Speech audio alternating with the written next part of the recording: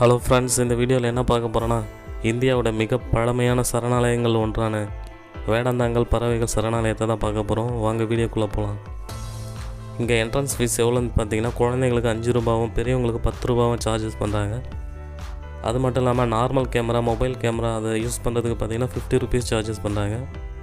Plus பெரிய DSLR camera, still camera அதுக்கெலாம் பார்த்தீங்கன்னா 300 ருபீஸ் சார்ஜஸ் பண்ணுறாங்க. இதுதான் பார்த்திங்கன்னா நம்ம உள்ளே வந்துட்டோம். இப்போ நம்ம வழி பார்த்திங்களா, அதுதான் பார்த்திங்கன்னா நடந்து செல்கிற வழி. கிட்டத்தட்ட நியர்லி ஒரு 1 கிலோமீட்டர் இருக்குது. அந்த 1 கிலோமீட்டர் லெஃப்ட் சைடில் பார்த்திங்கன்னா ஃபுல்லாகவே ஏரி தான். அந்த ஏரி ஃபுல்லாகவே வந்து பார்த்திங்கன்னா ஃபுல்லாக பறவைகள் பார்க்குறதுக்கே ரொம்ப அழகாக இருக்கும். ரைட் சைடு பார்த்திங்கன்னா இந்த ஊரோட விவசாய நிலங்கள் இருக்கும். இது ரெண்டுத்துக்கும் பார்த்திங்கன்னா நல்ல ஒரு ரிலேஷன் இருக்குது. அது என்ன நான் அப்புறம் சொல்கிறேன் நான் வீடியோவில். இது பார்த்திங்கன்னா இதுதான் பார்த்திங்கன்னா பைனாகுலர் வியூ பாயிண்ட்டு. அது என்னன்ட்டு நம்ம மேலே போய் பார்க்கலாம். இந்த சரணாலயம் பார்த்திங்கன்னா சுமார் 30 ஹெக்டேர் பரப்பளவில் அமைந்துள்ளது.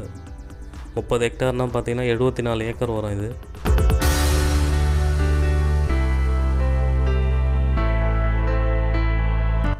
இது எங்கே இருக்குன்னு பார்த்திங்கன்னா சுமார் சென்னையிலேருந்து ஒரு 75 கிலோமீட்டர் தொலைவில் லொக்கேட் ஆகிருக்கு இந்த சரணாலயம். இப்போ நம்ம பைனாகுலர் வியூ பாயிண்ட்டு மேலே வந்துட்டோம்.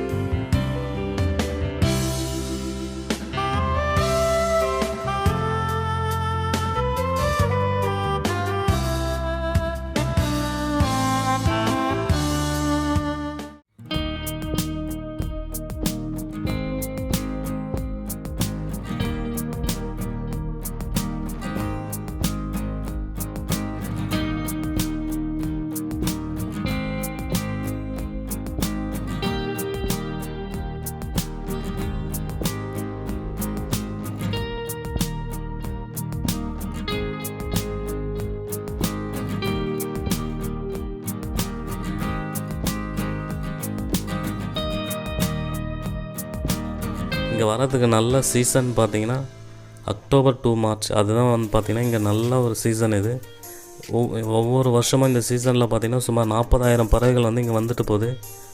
அது எந்தெந்த கண்ட்ரிலேருந்து வந்து பார்த்திங்கன்னா Siberia, Burma, Australia, Canada, Bangladesh, Sri Lanka போன்ற வெளிநாட்டு பறவைகளும் வருது. அதே நேரத்தில் நாட்டில் இருக்கிற உள்நாட்டு பறவைகளும் வருது.